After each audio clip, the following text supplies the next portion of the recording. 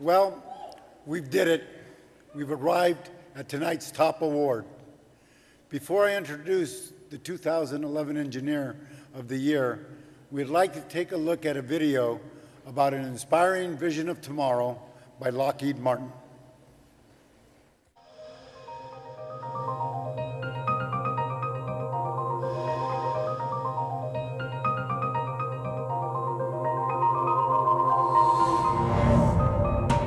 Scientists see the world as it is and seek ways to explain it. Engineers see the world as it can be and seek ways to build it.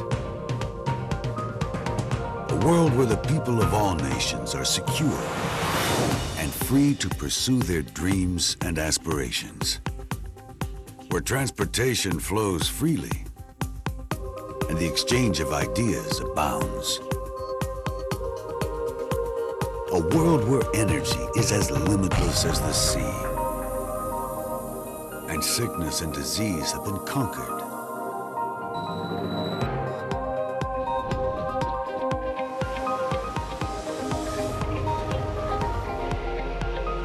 Where the power of technology serves the greater good and unleashes the power of creativity.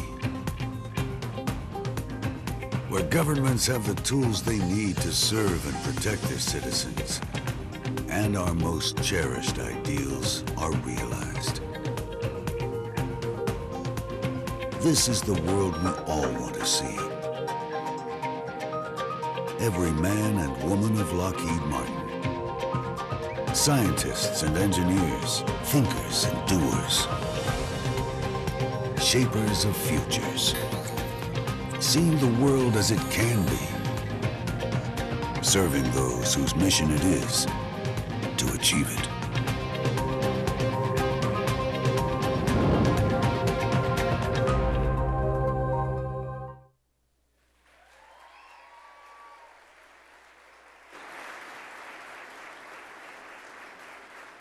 Ladies and gentlemen, please welcome the Chairman and Chief Executive Officer of Lockheed Martin Corporation, Robert J. Stevens.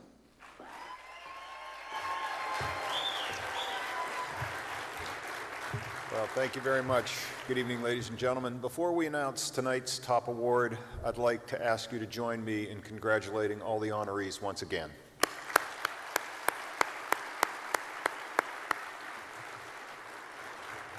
Lockheed Martin has been proud to sponsor the HENAC conference since its inaugural event in 1989. And 23 years later, we remain as impressed as ever by the accomplishments and distinguished service of the men and women being recognized here tonight. I have a deep sense of pride for the Lockheed Martin honorees who are among the class of 2011, and it's my honor to recognize them. Frank Armillo, whom we just met, the Vice President of Energy Solutions and President of our Mission Support Alliance, Dr. Jose Guadalupe Arguello, Principal Member of the Technical Staff of Sandia National Laboratories, Dr. Vanessa Aponte, Senior Systems Engineer on the Orion Crew Exploration Vehicle in our Space Systems Company, and Enel C. Suarez, Senior Software Engineer in Information Systems and Global Solutions. Each of you, through your accomplishments and dedication, exemplify the qualities of effective leadership that we so very much admire. Now, we know that leadership is not easy. It demands constant achievement, constant self-assessment, and the ability to look forward as we prepare for the next great challenges and great opportunities. The 126,000 employees of Lockheed Martin have built our culture around the principles of full spectrum leadership, where the critical dimensions are vision, energy, teamwork, results, and integrity. It would be inconceivable for us to achieve our objectives without the incredible power of diversity, the ability to attract talent from a wide variety of backgrounds and experience, and include that talent in shaping the direction of our business. The stakes in our nation's security and economic prosperity are simply too high, and the consequences too great. And that is why we are so very grateful to great minds in STEM CEO and Chairman Ray Milado, and to each of you. We have a phrase we say often in our company. We never forget who we're working for. It means we put our customers first and go the distance to support them in their most demanding missions. We cannot do this without advancing the horizons of science, technology, engineering, and mathematics. And just as the American Hispanic community has shown distinguished leadership in the arts and politics and culture, so too are contributions in science and technology growing, as tonight's award recipients exemplify. I want to thank each of you for your commitment, for your tireless efforts, and the many investments you make to assure that our children have every opportunity to pursue their dreams and keep America strong and safe. And now to present tonight's top award, it is my distinct honor to welcome Vice Admiral Kevin McCoy, the commander of the Naval Sea Systems Command of the United States Navy. Thank you, Admiral, for being here tonight and for your personal commitment to supporting STEM education. Admiral McCoy.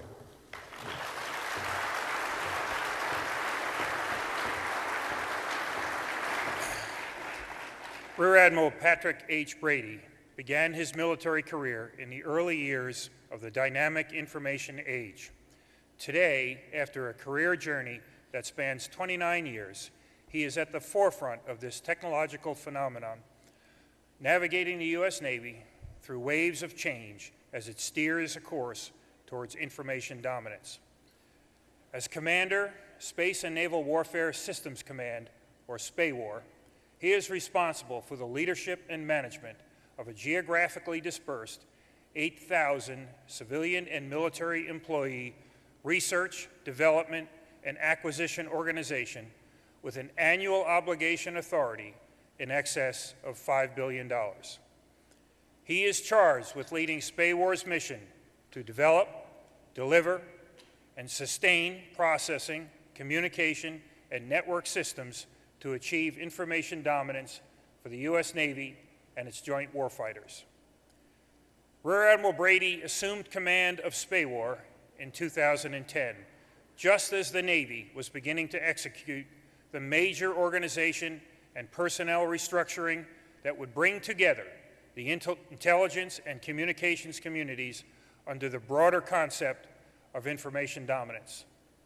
The strategy was to change the notion of information in warfare to information as warfare, a vital new approach initiated during a period of increasingly critical cyber challenges and budgetary constraints. Implementing that strategy would require an exceptional leader of astute technical expertise and insightful understanding of core issues involved in complex and evolving engineering challenges. The Navy selected Rear Admiral Brady, confident that he would apply to SPAWAR the same technical rigor, analysis, and leadership principles that had distinguished his leadership in the nuclear power submarine force, where his legacy of profound commitment to excellence endures to this day.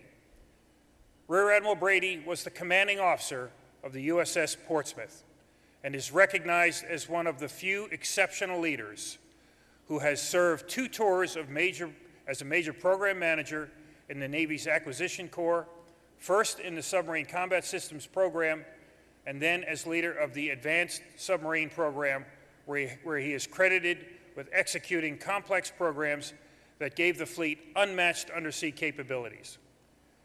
As Commander, Naval Undersea Warfare Center, he was instrumental in effecting a major submarine maintenance and modernization change across the Navy that is now being used as a model in other ship classes.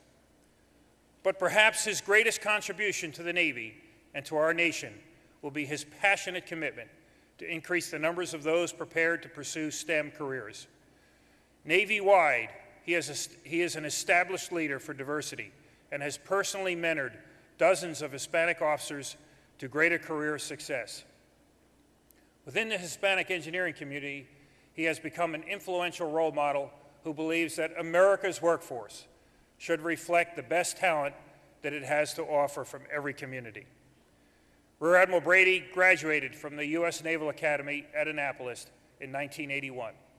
Throughout his distinguished career, he has received numerous awards and commendations, including the Legion of Merit with 3 gold stars, Meritorious Service Medal with 2 gold stars, as well as Navy and Marine Corps Commendation Medal with 4 gold stars.